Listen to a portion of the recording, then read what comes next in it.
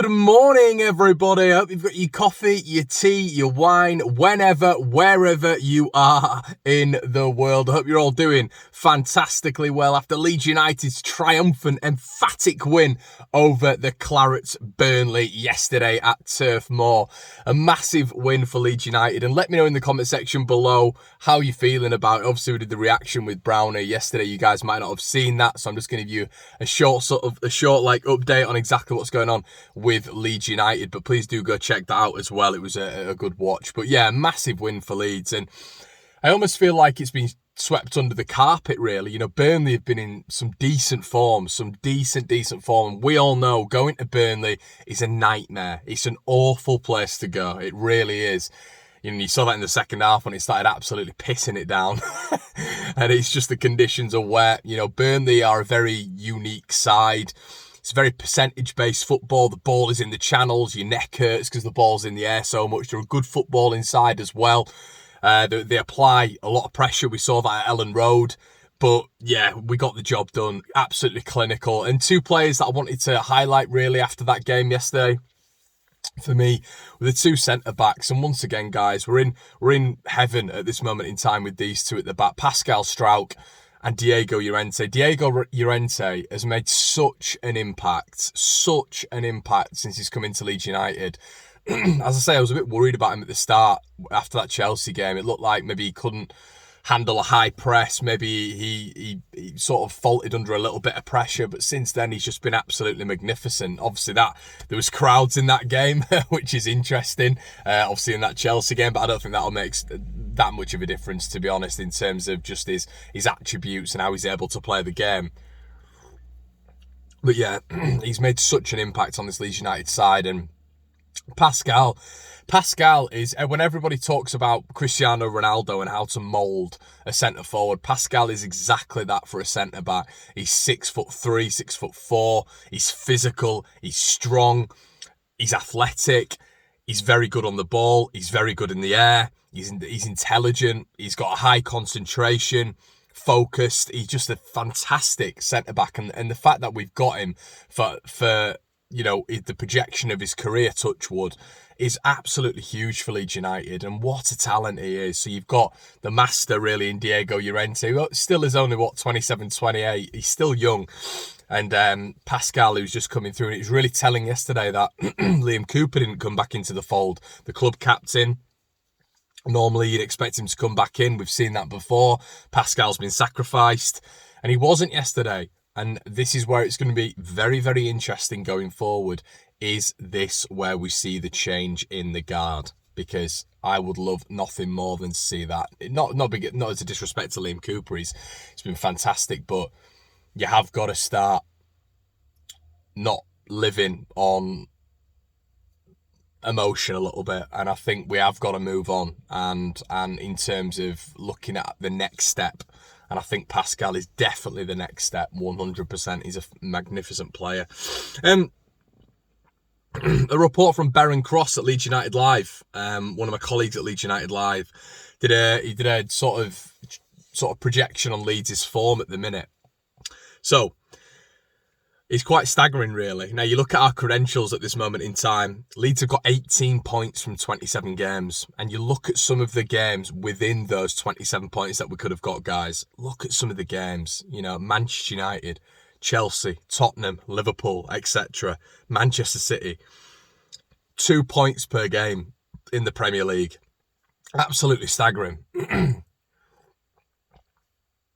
Now, if this was projected for a full season, and you elongated Leeds' form into 38 games, Leeds would be on 76 points, which, guys, is top 4. Now, I'm not saying we're going to be finishing in top 4. There's obviously a lot of circumstances. There's a lot of X factors that happen in a season. We've seen that this year, you know, certain personnel, Calvin been out, you know, all these circumstances which have forced Leeds to change it around, maybe not have that quality in the starting 11. So listen, there's a lot of circumstances, but with Leeds growing and getting stronger and understanding the Premier League for another year, next year, fans being back, Leeds are in a really good place for me. A really, really good place. And me and Brownie was saying, even if top signings do come in, aside from at left back, I don't know if they're going to be able to get in at this moment in time if we're bringing in 4 or 5. Now, guys, Tyler Roberts. According to Football Insider, Newcastle are readying a £10 million bid, okay? Apparently they're keeping very, very close tabs on Tyler Roberts, and they are plotting to raid Leeds United for Tyler Roberts. Now, would you let him go? Keep loan or sell? You know, that is the question with Tyler Roberts.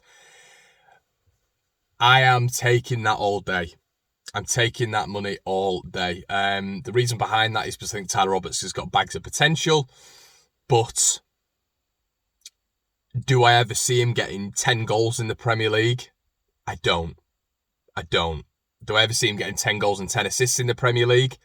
I don't. And what we were talking about just earlier on, guys, I know it sounds daft, but the projection of where Leeds could get to if we carry on this form, if we bring in top calibre players. You know, you look at what Rodrigo's done in his little impact. You look at what Klick's done in his even last 2 games. The impact is there. The contributions are there to goals. And I'm not saying Tyler hasn't made a contribution to goals. I'm not saying that. But, you know, 2 assists in his last 24. No goals in his last 24. You know, it's all well and good being neat and tidy. But if you're getting a good offer from another club, now, a lot you might say, if he's good enough for Newcastle, he's good enough for Leeds, and that might well be true. I just think we're going to go for that higher calibre player. I really do. I think we're going to go for that next level. And look, Newcastle are looking to replace Joe Willock, aren't they? If Joe Willock does go back to Arsenal, and I think he will, Tyler Roberts is there, isn't he? And if Leeds are willing to accept an offer like that, I personally would accept that. So let me know in the comment section below exactly what you do with that. Ryan Bertrand. Available for a free this summer from Southampton. He's out of contract. Plays in a very pressy system at Southampton. Played under Ralph Hasenhüttl. You know, he's been at Chelsea. Very good player. Industrious, quick, dynamic. Could do a lot worse. You know, a lot worse. Carlton Palmer has come out this morning and said that Leeds will be monitoring Ryan Bertrand, which is interesting. I don't know if he's got an inside source there. But yeah. Ryan Bertrand, guys, would you have Bertrand at Leeds United? I think that would be a decent player, a decent acquisition, but I think age is on his wrong side. Age is on, you know, the wrong side, really. I don't know if he's like 29, 30. I really wouldn't want to be going for that sort of player. I think we capped at that age bracket at Rodrigo. Rodrigo's 30, but I think Rodrigo is, we all know he's world class. I've said this on the video before and people laugh when I say it, but look at yesterday. Rodrigo is a world class player. He's had COVID. He's been playing in central attacking midfield, which is not his position. And you've seen in his last sort of 2 games when he regularly comes on, for Patrick Bamford, he offers a different dynamic. And I think it's more on the floor. Patrick does a very good job at stretching the defenders. Rodrigo's movement is very different, and you could see that he was really giving Tarkowski and me a problem when he came on. And Leeds were playing to his feet, which was nice to see. I've seen Rodrigo come on before and Leeds start playing it in the air.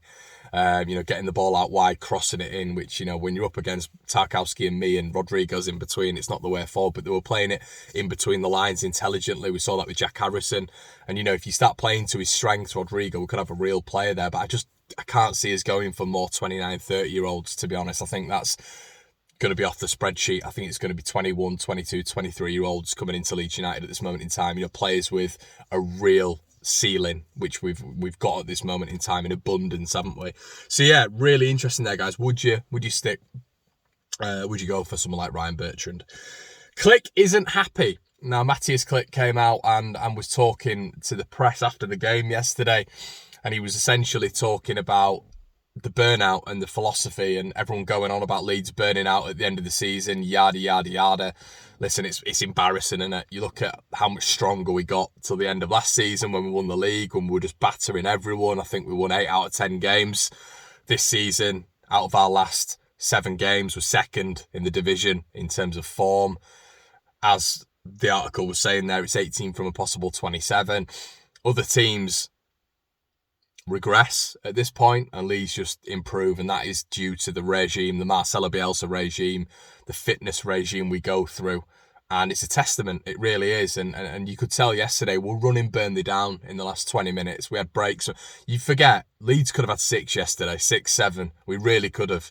And we were running them down. And it's brilliant to see. It really is that we're getting stronger with 20 minutes to go. You know, you forget this is a side who were promoted last year. Leeds have gone through 3 years of just absolute barbaric intensity. We missed out in the playoffs. There was such a surge from the crowd to get into the Premier League. We lose out to Derby. And then it's a relentless schedule over the summer to get Leeds back to where they were. Players come in, players leave. We start the season again. It's another long championship season. Leeds play, 50 games altogether of an intense season amidst the COVID break as well. And then we carry it on into the Premier League. Barely a break. We go again. You know, I've actually heard people saying, you know, well, Leeds have only played 38, 40 games this year. And, you know, if they get into Europe, this, that and the other, it's going to be more difficult. And don't get me wrong, I think the extra games will be a nightmare. That's why I wasn't that bothered about losing in the FA Cup. But next year, I want a cup run. I want cup runs. And the reason behind that is because I know my team can sustain that. If we get another couple of bodies in, maybe a couple, when I say a couple, I mean 3 or 4 world-class players, and we're able to rotate a little bit more with pure quality, this Leeds United side is going to go from strength to strength. And this burnout thing, it's good for the media, you know. Just let them have it. Let them have it. They can talk about it all they want. That's fine.